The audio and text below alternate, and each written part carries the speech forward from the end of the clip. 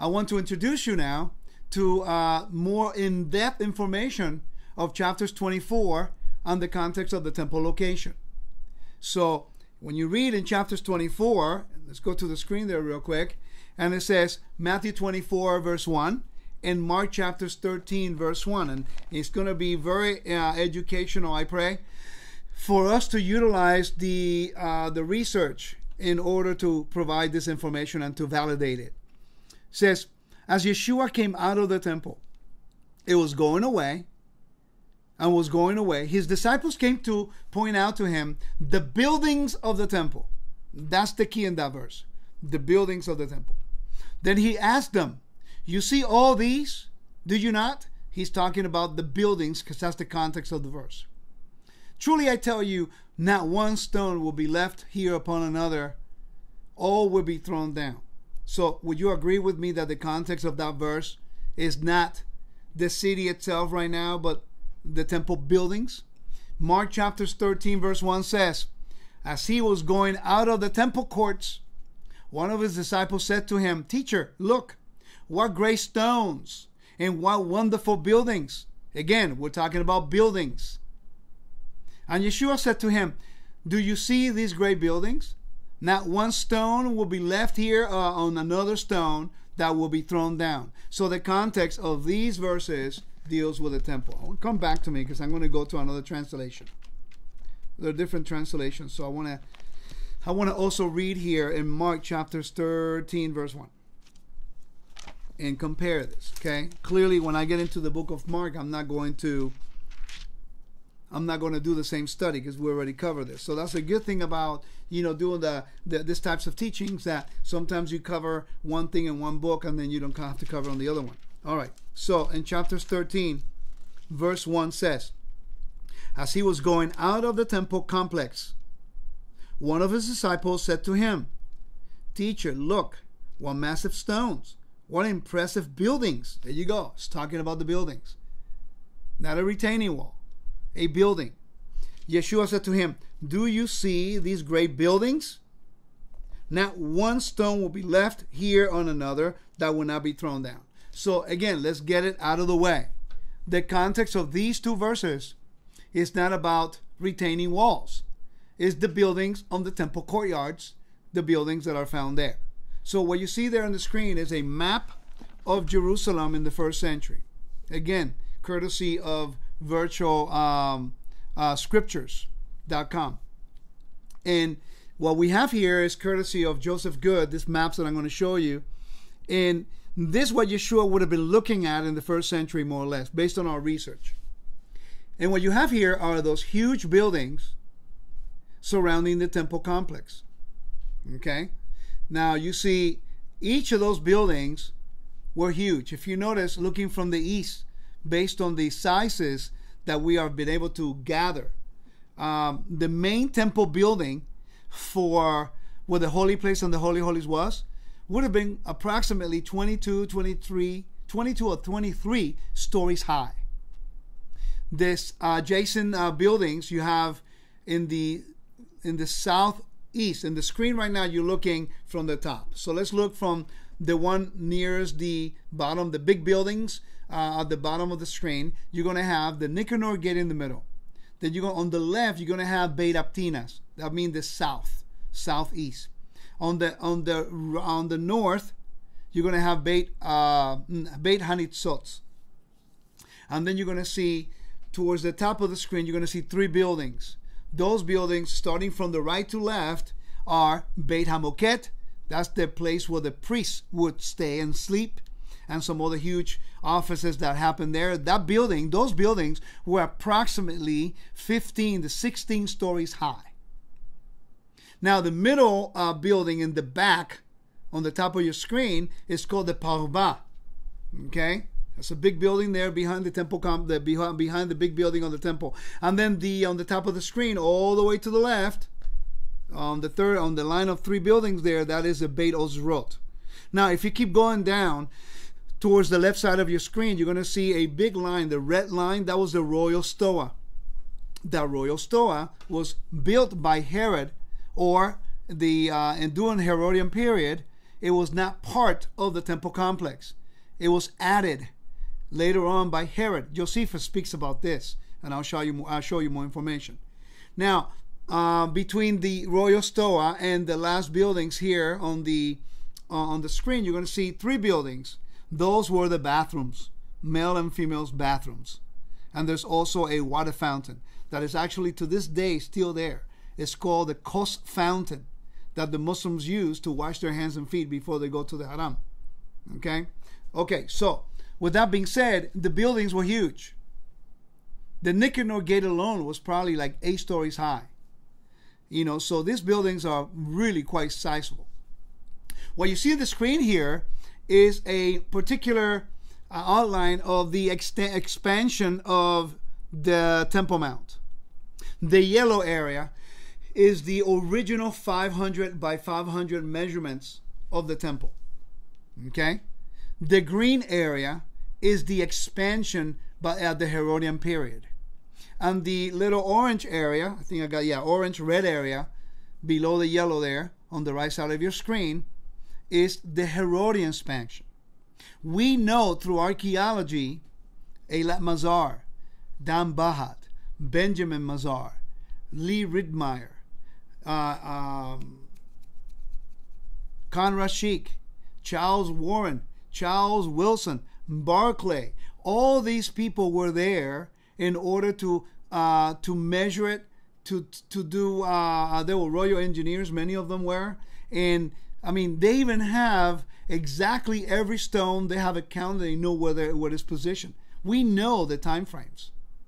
Okay, so when people argue about the city of David, they have not studied archaeology and geography and topography. Thus, there's confusion. You see, when the temple was built by Solomon, the city of David was a walled city from the Jebusite city that was conquered. When Solomon built the temple on top of the Temple Mount, or on top of the hill, like the Bible clearly says, when the walls expand, I want to go back to this picture right here. Okay? Now, if you notice, whatever the walls were, that is Jerusalem. Okay? The modern day walls is not what it was back then. What the old city is today is not where it was in the first century. It was bigger. Because the walls were all the way down to the Shiloach pool, all the way in the south. So the walls were a lot bigger, enclosing all the Chinon Valley to the west part where the Jaffa Gate is, all the way expanded even farther where the walls are today. I've been to the original northern wall of the city of Jerusalem when I go there to my intensive studies.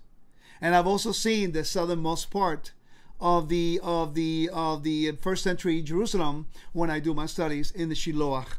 So what you see is when Solomon built that temple on top of the Temple Mount, it didn't look quite that way because you had 3 walls. They were built in 3 different periods that made up Jerusalem. Anything within the walls is called Zion. Everything within the walls. The walls expand, Zion expands. So the temple is inside the city walls, is Zion. The people are inside the city walls, is Zion. The city of Jerusalem that is within the city walls is Zion. Okay? Any village outside of the city walls will be called the daughters of Zion. They are adjacent to or close to, but not within the city walls, so they were called the daughters of Zion. Okay, so when we go back to this particular screen here on this picture, you're going to notice there are different expansion periods. One deals with the original time with Solomon built the temple. And we know, according to Josephus, that the western wall that we see today was not in existence at the time of Solomon. Okay, that was added later. I'm going to explain that a little bit better. And then we have the offset stone that I'm going to finish the study with this type of explanation. But the important thing here are the expansions on the south. The expansions on the south were the Hasmonean. Now you notice the Hasmonean family did not expand on the north. If you look at the map and it says on the north part or the left side of your screen, it says Fosse. There was a natural valley there. It's called the Bethesda Valley. And that Josephus tells us that part of that valley, or that particular fosse, it was a dry moat. It was 60 feet deep by 250 feet wide. And Pompey, General Pompey, he filled up part of it so that he can go over the northern part of the temple, the northern wall. Okay? Now, what's interesting is the Hasmonean had a fortress right there. And the book of Nehemiah is called the Baris. It's a fortress. Later on, Herod expanded on that fortress that was already there to protect the northern part of the temple, which was the most vulnerable area.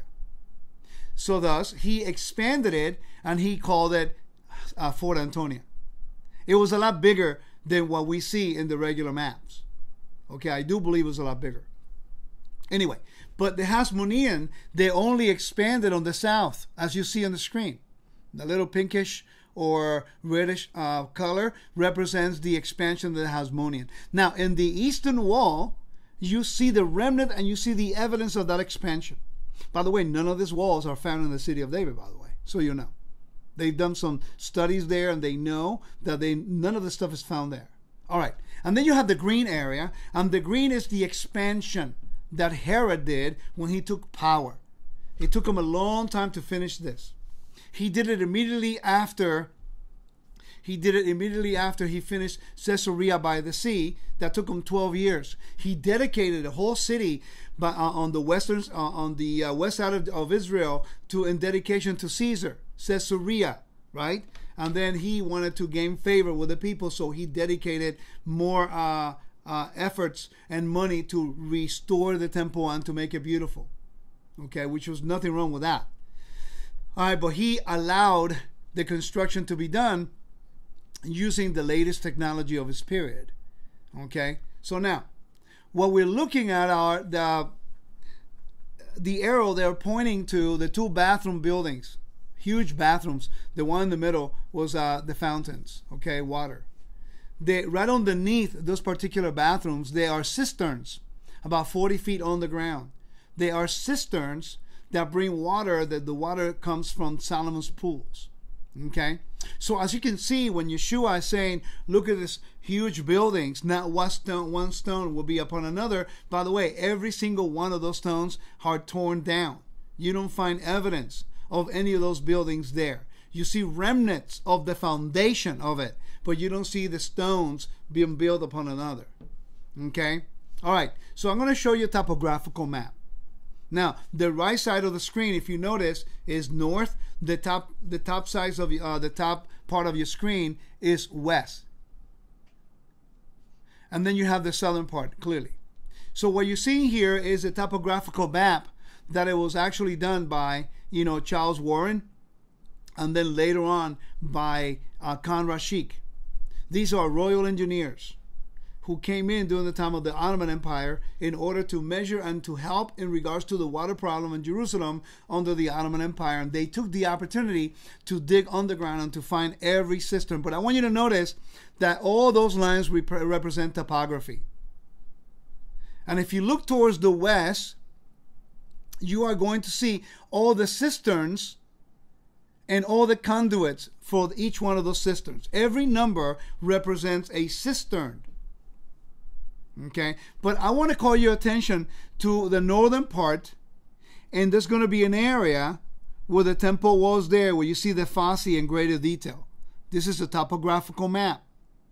You don't see that today because it's been covered by the time of the Herodian period. And this was the outermost northern part of the temple at the time. Herod, he basically brought, brought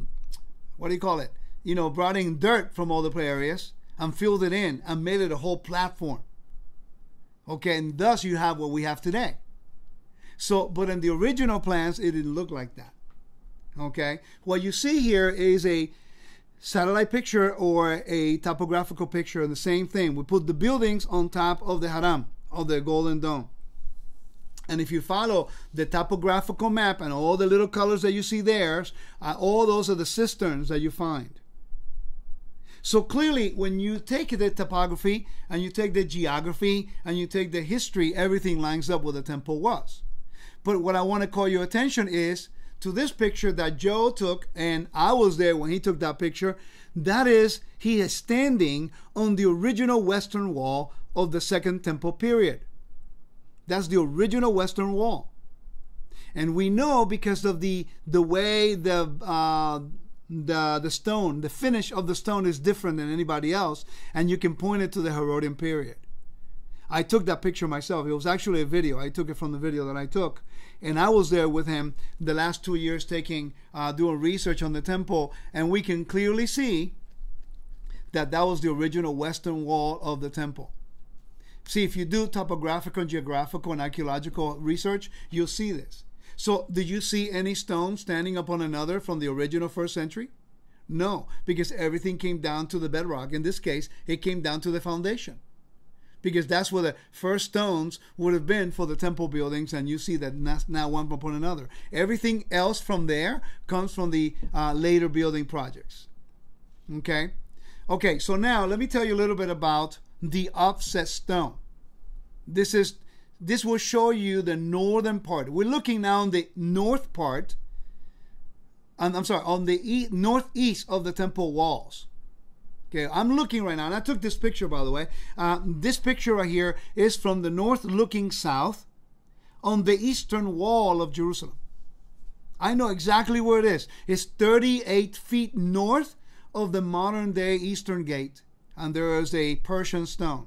That stone that you see there is called the offset stone. Now, why is this important? Look on the right side of your screen, and you're going to notice where it says offset stone.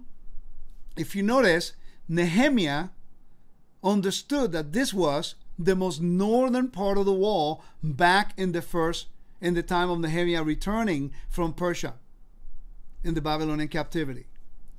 And that was a offset marker for the most northern part of the wall. So you can connect that stone and you go directly west. And then you go, okay, so if I take that stone and I go in a straight line, let me take you this picture right here. Actually, this one. If I take that stone, which was east, and I'm standing looking west, right? It will take you to that wall that you see right there where Joe is standing. Then you know exactly 500 by 500. And then you go, we're looking at that picture where Joe's standing, Joseph Good, my teacher of the temple, where he's looking, I'm looking south. So when you go from that wall and you look south, you count 500 cubits. And then when you get to 500 cubits, then you look east again and you count 500 cubits. What do you have? The exact location of the temple. So it's interesting that in the northeast of the wall, you find that marker. The archaeologists call it the offset stone.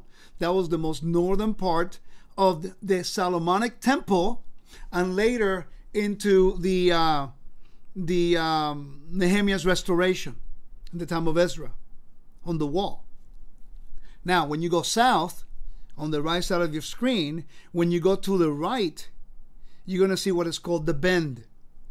That bend is actually the connection and the distance between the north and the south there of the original eastern wall during the time of Solomon and later during the time of the Nehemiah and Ezra. And in the wall you can see a seam or a bend. I saw the bend. It's a bend in the wall. It's a bend on the wall that, let's say that the wall comes this way. When you stand over here in the south looking north, the wall doesn't look straight. The wall kind of angles just a tad. And you can literally, if I'm looking from south to north, you can see the bend on the wall. See, if you go there and you study it, you can see this. There's actually a round marker at the top of that bend that even Khan Rashid has it in his model in Jerusalem, right outside Damascus Gate, that I've been there. So when you see the bend and you see the offset, that particular area, that is exactly the dimensions of the first temple period. and then the Hasmonean, during the time of the Maccabees, they added to the south. And then you find the seam joint. Okay, there was a joint. When Herod began to build on that to the south from there, then he has a joint. And I'm going to show you the picture. While you're looking here, you notice the stones at the bottom. Don't look at the stones at the top, all the way at the top, because they are from later period. But if you look at the right side of the picture on the left side of your screen, they have different finish. Look at the bottom. They have different finish. You can literally see the Hasmonean period shape of the stones, because each period had a finish on the stones that were different compared to the left side of it, which was Herodian. Now, what's interesting is that when you look at the left side of the picture on your left side of your screen, you're going to see like stones protruding out of it. That used to be a bridge, another point of entry into the temple from the southeast. I was inside of that place in January, and I saw the other side of that bridge inside of it in what is called Solomon's Stables, which is a modern day mosque today. And I have the pictures that I forgot to post here. But I have those pictures that shows us that was a bridge and it was connected from the inside out. Now, why is this important? Because none of this evidence was found in the city of David. Okay? The offset stone, the western wall originally. Lee Ridmeyer talked about this in his book. Joseph Good, and Measure the Pattern, talks about this in detail. So what we have is the evidence based on the finish of the walls. Let me show you this older map here so you get a better idea of the gates. We're looking from west to east, topographical map. You're going to see the expansions on the gates. If you look on the, on the southern part, on the right side of your screen, you see the Ophel, which was a little area there that was like a little mount. There, they used to have what is called the Akra. The Akra was a huge building the Greeks built that was very tall, so they can look towards the temple to see what the Jewish people were doing. And then after the Maccabees destroyed the Greeks, they destroyed that temple, and then that area became a neighborhood, and they will call it the Akra. But you can see the blue numbers; those are the cisterns underneath the Temple Mount today.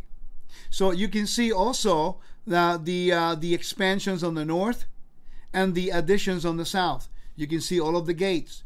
You see the Thoropian Valley. You also see all the topography that's there. If we do not study topography, we're not going to understand this. This is another map, okay, from another teaching, but I wanted to show you. If you notice on the left side of your screen, there is the Bethesda Valley that was later on filled in by Herod and became what is called Fort Antonia. So it's not encroaching on the original western wall. What you see on the left side of the screen is the addition by Herod, and there's a wall there next to the number 14. That was the original wall of the northern part of the temple. That was the original wall. Today is a walkway. Today is a walkway that leads around the Temple Mount that I usually walk on top of it every time I go by. Okay? All right, now let me show you a little bit about the offset stone that I told you earlier. This particular article comes from Eilat Mazar's research on this, probably one of the best research and greatest investment you can ever make about the temple walls.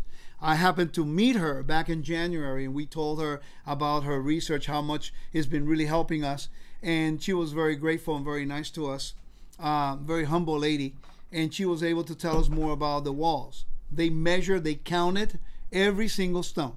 And it says the square Temple Mount was reconstructed by Ezra and the returnees from Babylon. It was also built following the Tavnid, the pattern of the first temple.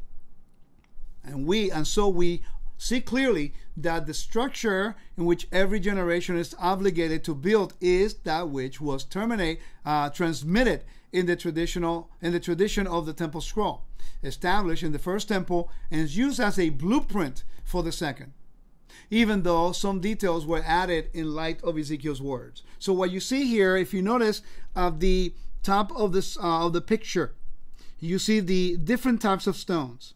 Literally, you can walk down the eastern wall. This is on the eastern wall, by the way. and I've walked it and I've seen it. I verified this book. I've been there. I've seen these things. And you can literally know the time frames when they were built. From the north, from the offset to the right, that was Herodian period. From the offset south, that is all Nehemiah or the first temple period, into the addition by Herod, and then the Hasmonean. Anything above it is from the Muslim eras. Okay? So the offset stone is very significant. That's another picture that you can see, the same one. I've been there, so I can bear witness that is exactly where that picture shows. Anything to the right of that picture or north of the wall is Herodian stones. You can see it by the finish. Anything south of that is Nehemian stones, and they call it Persian stone as a particular honor to the Persian king who sent them back, and they use some of the architecture and the finish. Let me show you what I mean. What you're looking now on the screen are what is called the boss. Okay, the boss. The boss are the finish that they will use for the stones. Each time period had different, construction methods.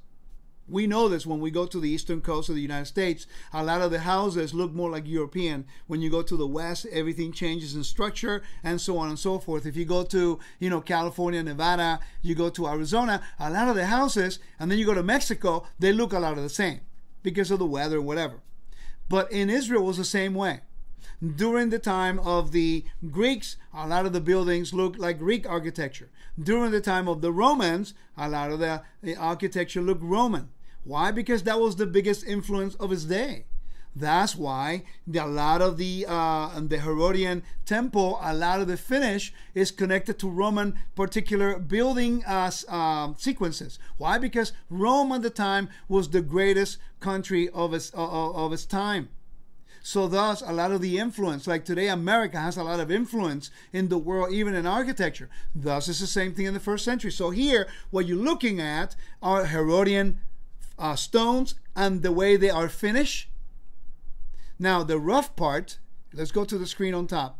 The rough part on the right, I've seen all the way below the street level. You see, in the western wall today, is actually about 45 feet above the street level of the first century.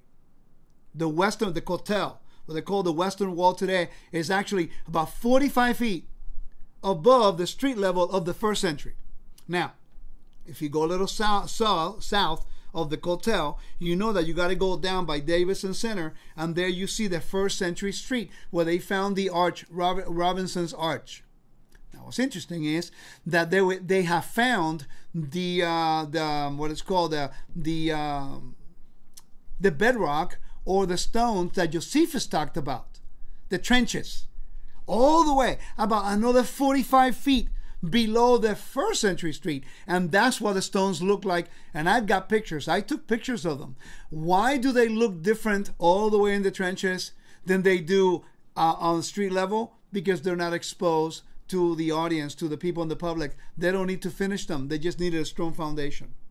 Okay? So here what you have is smooth. So what you see in that picture, is a Herodian stone and the finish. The boss and finish of a stone can indicate the period in which the ashlar was fashioned.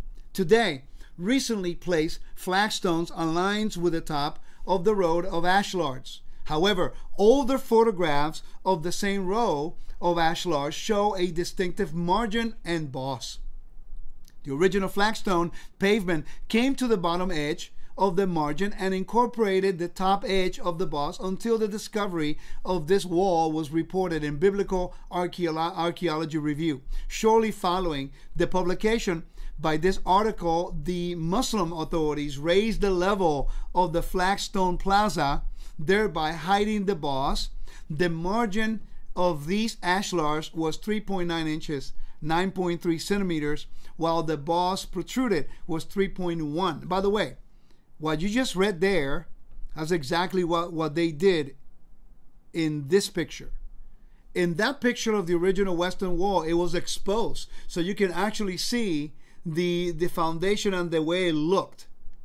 and then they built a little bit on it so that you will not be able to see the finish. The Muslims, every time an archaeology review comes out, evidence of the temple, they change something. So what you see is along the walls, you have the Hasmonean stones. They have a different finish if you look on the right of it. And then you have the Persian, you have the different finish. So literally the stones cry out. The stones in Jerusalem let us know the time period, the time frame, the era. Now the Eastern Wall, Lee Rittmeyer, which was the leading architect for Benjamin Mazar for 10 years. Okay, which Benjamin Mazar was the responsible for a lot of the discoveries after 1967. Rittmeyer then proceeded from this point to intersection of the northeastern wall southward for 861 feet. At this point, there is a bend in the wall noted by Charles Warren. These are credible archaeologists.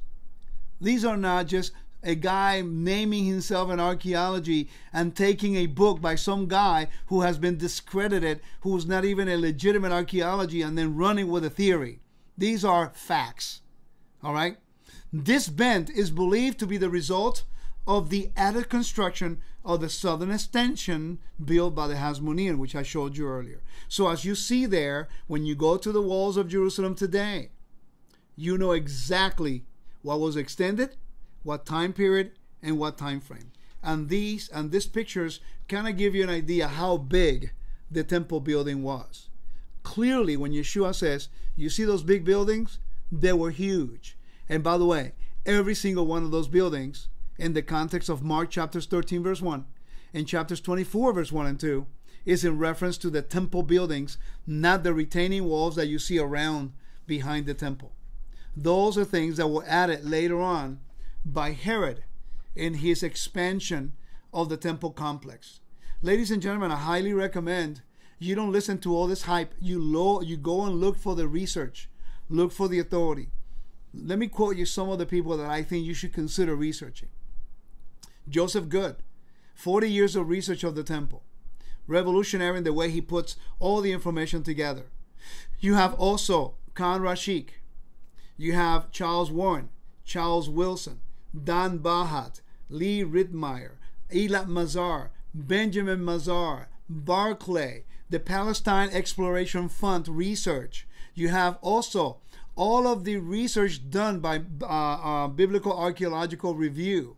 And you also have all the resources like the Mishnah, Eliezer ben Yaakov, who was there in the time of Josephus, who wrote down the tractate Midot, who tells you exactly what it looked like in the temple. You have Josephus, who also the letter of Aristeas. You have so much evidence that points that the Temple Mount is the place where the temple was.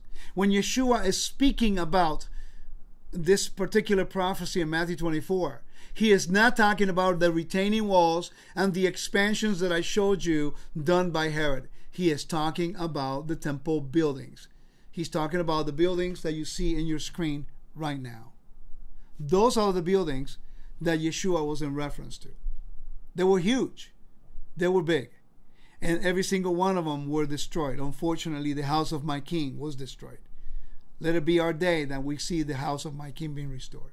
May the Lord bless you and keep you and protect you. I pray that this information will be edifying to you. And if you don't agree with me, that's okay. Don't believe anything I say. Verify everything I say. Shalom.